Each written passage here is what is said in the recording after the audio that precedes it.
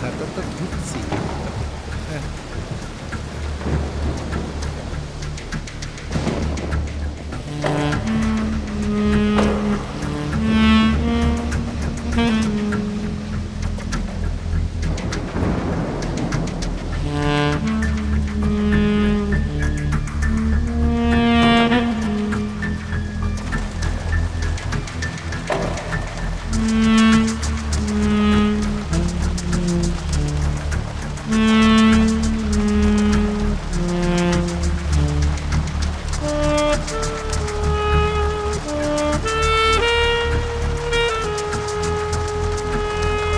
ভাববেন না, 2 ঘন্টাও লাগবে না, ঠিক পৌঁছে যাবে।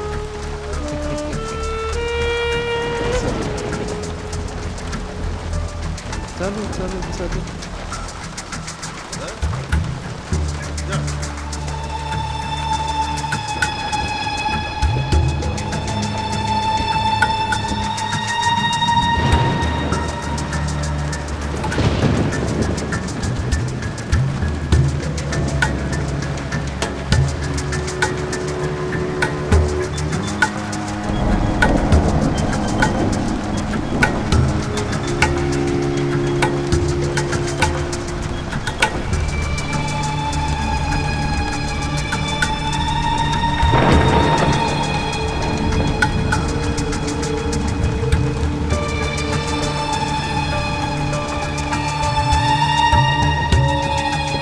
বলুতা, গাড়িতে একটু চাপো তো।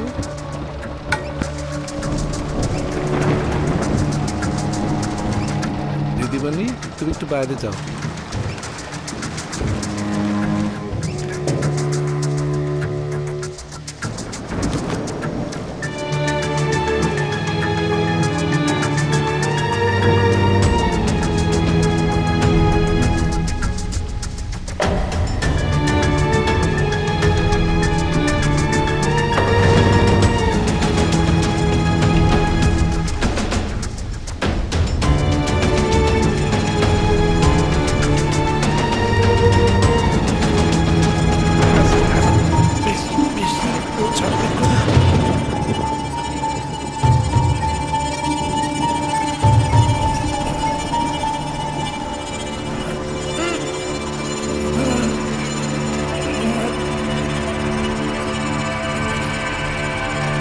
ছটফট করবেন না।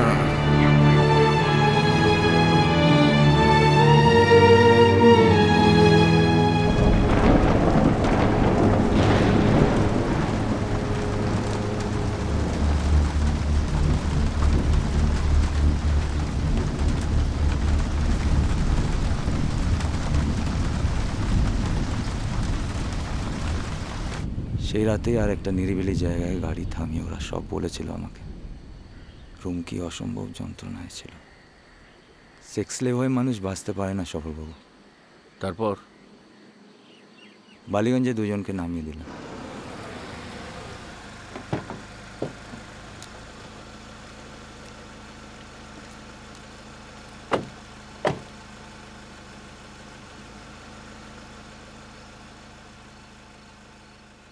এত বড় রিস্কটা নিলেন? মনে হলো রুমকির একটা চান্স প্রাপ্য, আমি একটা চান্স নিলাম। পরেশনাথেরও তো সংসার আছে, বেঁচে গেলে বেরিয়ে যাবো, না হলে জেল খাটবো। আমার তো কেউ নেই। খানিকক্ষণ ঘুরলাম বডি নিয়ে, কি করব মাথা কাজ করছিল না। তারপর ভাবলাম বডি ফেলে দিয়ে তারপর ধরা পড়লে আমার আর বাঁচার উপায় থাকবে না। তাই ভবানীপুর থানায় চলে গেলাম।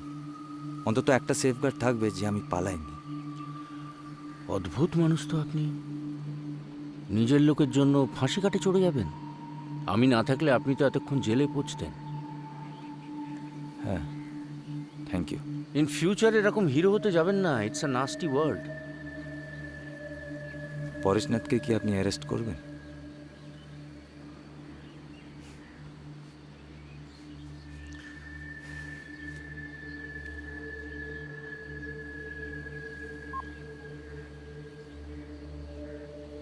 নমস্কার স্যার, আমি পরেশনাথ চক্রবর্তী বলছি।